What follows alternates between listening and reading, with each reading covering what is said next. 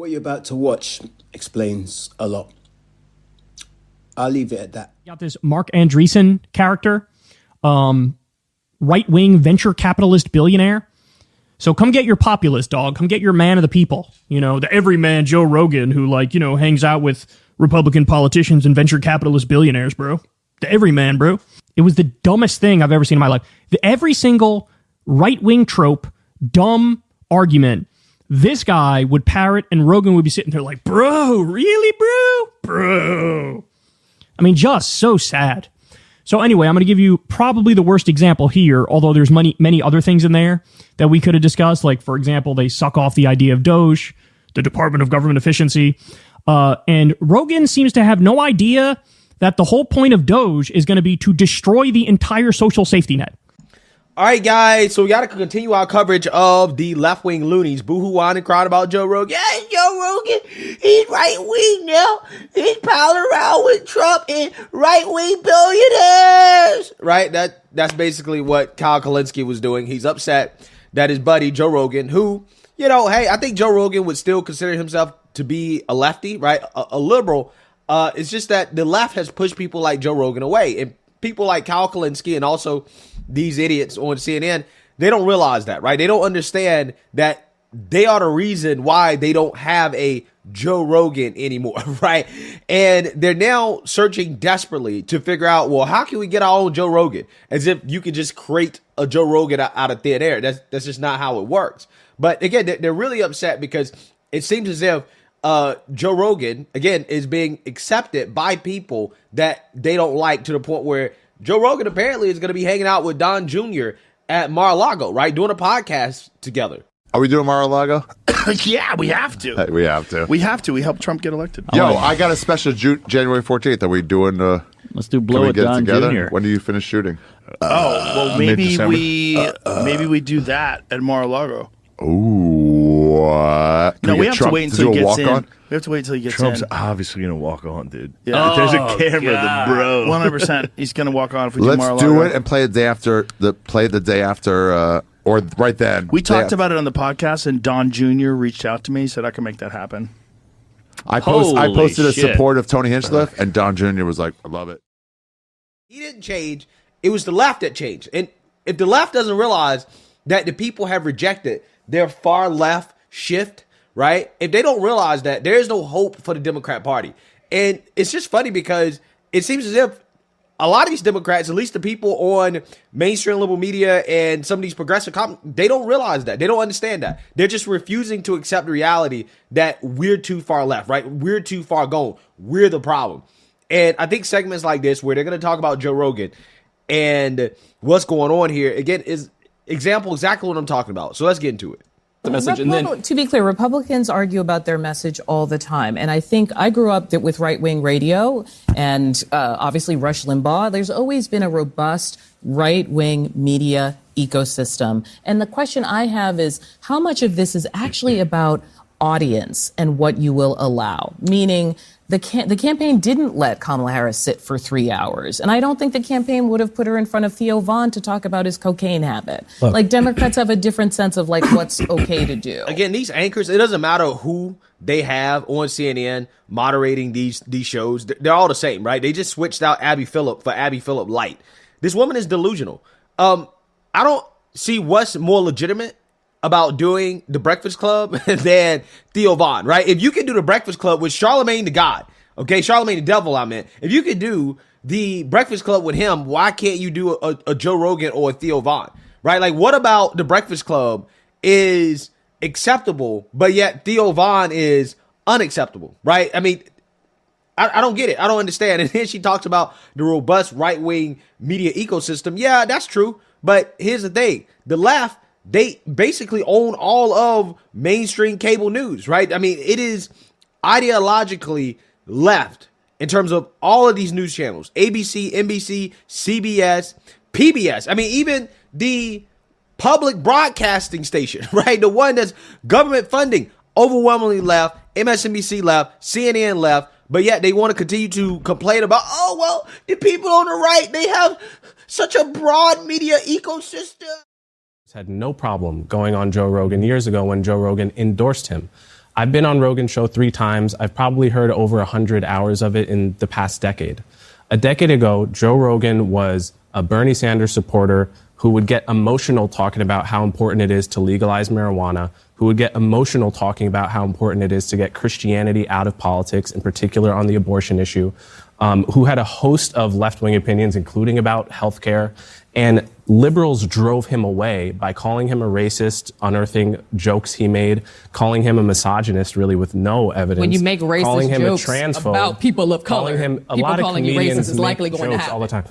Calling him transphobic because he didn't like He seeing also didn't Fallon love the Fox vaccine thing, right? beating up. To our point earlier. That also used to be a left-wing opinion, to be against vaccines like 20 years ago. Again, so he actually hasn't shapeshifted very much, to your point. The Democratic Party has shapeshifted and driven him away and alienated his followers. I think what he ended up seeing was an American political sphere that shifted, and he found ways. He's a lot smarter than people give him credit for. He found ways to walk into where those people were. Wow. Yes, he was a proud, ultra leftist, and then he became a proud person on the right, largely because he saw shifting towards the right, and that's where his money and his audience could come from. He shifted because more of his listeners shifted, and that's where he drove it to. That's nothing more than consumerism at work. Which of his beliefs changed in the past 10 years? It's really hard to point out which of his beliefs. But can I zoom out from him? Because this lady is delusional, right? This one with the weave on too tight, right?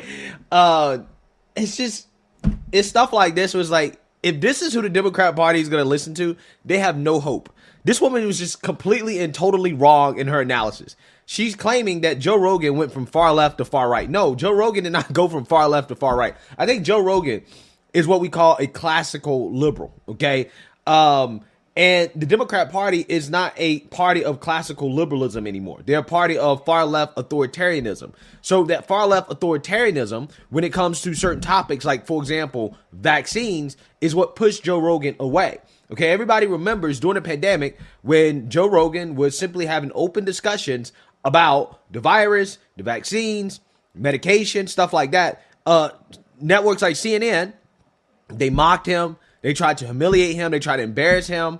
Okay, they tried to dehumanize him when he got sick from COVID. They tried to deplatform him. You guys remember all that stuff? And again, that's what makes this woman in her argument so silly, because it's like, when you actually look back at what happened, to say that Joe Rogan is doing what he's doing for money in regards to, he went from left to right for money. It's like, no, actually, if he was just about money, he actually would have went along with the left and their authoritarianism, right? If he actually really just wanted to make money, because it was the left in the mainstream liberal media that was advocating for Spotify to deplatform Joe Rogan, okay? To demonetize him. They tried to come for the man's money, okay?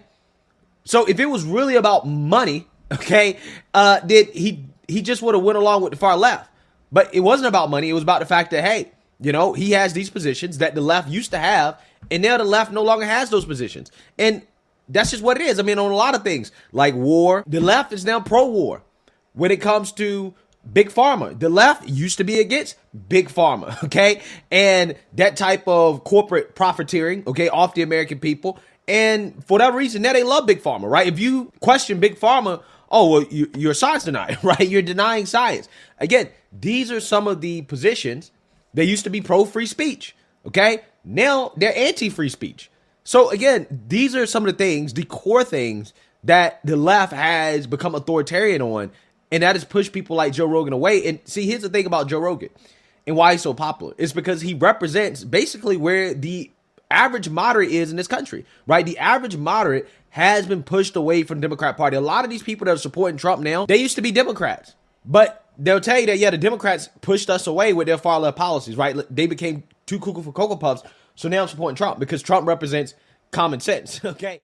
The Democrat Party, they're a party that they quite literally are just saying, hey, if you don't agree with us 100%, then you're not one of us. And that's a big problem. So let's get into this.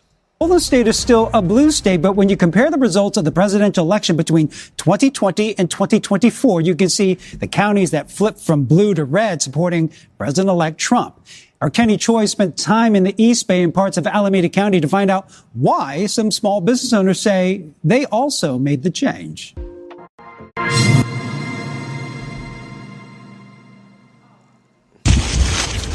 Kenny Zhao built his American dream, becoming the owner of Elliston Vineyards in the tiny town of Sunol. He added these curious ostriches as part of the attraction. The mountain lions and the coyotes eats all the chicken, but they cannot touch the ostrich. They're too big. They grow up so fast. He and partner Tammy Lee both supported Obama and voted for Hillary Clinton in 2016. I feel that this Democrat Party value really represented us.